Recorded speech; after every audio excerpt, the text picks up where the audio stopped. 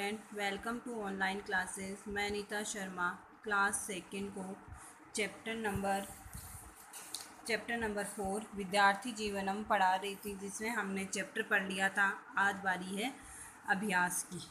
अभ्यास में हम सबसे पहले देखेंगे मौखिक प्रश्न। मौखिक प्रश्न में आपको बुक में ही फिल करने हैं, नोटबुक में नहीं करने हैं। तो मनुष्य की आयु कितने वर्ष की मानी गई है? कितने वर्ष की मानी गई ऋषि मुनियों के द्वारा?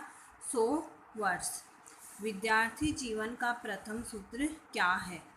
विद्यार्थी जीवन का प्रथम सूत्र है समय की पाबंदी, यानी समय का क्या होना? पाबंद होना। कभी भी अपने समय का दुरुपयोग नहीं करना चाहिए, हमेशा सदुपयोग करना चाहिए। विद्यार्थी जीवन का द्वितीय सूत्र क्या है? द्वितीय सूत्र है एकाग्रता। एकाग्रता मतलब होता है कोई भी यदि काम करो तो पूरी ध्यान पूर्वक करना चाहिए। विद्यार्थी जीवन का तृतीय सूत्र क्या है? सद्व्यवहार। सद्व्यवहार का मतलब होता है अच्छा व्यवहार। फिर है विद्यार्थी जीवन का चौथा सूत्र क्या है? विद्यार्थी जीवन का चौथा सूत्र है राजनीति से दूर रहना, यानी पॉलिटिकल से दूर रहना, यानी नेताओं से, इनसे सबसे दूर रहना।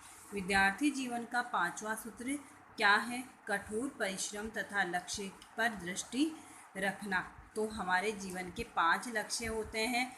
पहला है समय की पाबंदी, दूसरा है एकाग्रता, तीसरा है सद्व्यवहार, चौथा है राजनीति से दूर रहना, पांचवा है कठोर परिश्रम तथा लक्ष्य पर दृष्टि रखना। अब आते हैं क्वेश्चन आंसर, लिखित प्रश्न।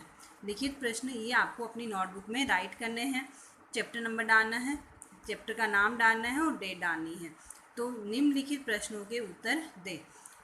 ऋषि मुनियों ने मनुष्य की आयु को कितने भागों में बांटा है? तो इसका उत्तर होगा कि ऋषि मुनियों ने मनुष्य की आयु को 4 भागों में बांटा है। 4 कौन कौन से हैं?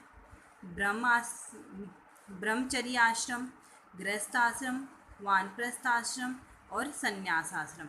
फिर आता है ब्रह्मचर्य आश्रम का क्या अर्थ है? ब्रह्मचर्य आश्रम का अर्थ होता है विद्या प्राप्ति के लिए उचित समय, यानी विद्या प्राप्ति के लिए जो उचित समय होता है, जो सही समय होता है, वो ब्रह्मचर्य आश्रम होता है। फिर आता है वानप्रस्थ का क्या अर्थ है? वानप्रस्थ का अर्थ है वन प्रस्थान करने से या वन जाने से, यानी अपने घर को छोड़कर वन में निवास करना क्या होता है? वानप्रस्थ आश्रम होता है। फिर आता है संन्यास आश्रम का क्या अर्थ है? संन्यास यानी सबसे लास्ट वाला आश्रम होता है संन्यास आश्रम। तो शारीरिक बंधनों से मुक्त होकर निष्काम भाव से भगवान को याद करना, यानी सारे संसार को के माया मोह को छोड़कर, यानी जिसमें कोई किसी का नहीं होता है, ऐसा सोच कर के मुक्त होकर निष्काम भाव से, बिना किसी कामना के, बिना किसी स्वार्थ के भगवान को याद करना क्या कहलाता है? संन्यास कहलाता है। विद्यार्थी जीवन में सद्व्यवहार का क्या महत्व है? सद्व्यवहार से विद्यार्थी जीवन में सद्व्यवहार से क्या महत्व है? सद्व्यवहार से बड़ों के प्रति आदर, बराबर वालों के प्रति मित्रता तथा छोटों के प्रति करुणा और उदारता का भाव उत्पन्न होता है। यानी सद्व्यवहार के ये महत्व होते हैं कि बड़ों के प्रति आदर करते हैं, बराबर वालों के प्रति मित्रता का और छोटों के प्रति करुणा और उदारता का भाव उत्पन्न होता है। किससे? सद्व्यवहार से। विद्यार्थी जीवन में एकाग्रता का क्या महत्व है? विद्यार्थी जीवन में एकाग्रता से लक्ष्य की प्राप्ति होती है, यानी विद्यार्थी जीवन में एकाग्रता का क्या महत्व है? एकाग्रता से क्या होता है? लक्ष्य की प्राप्ति होती है।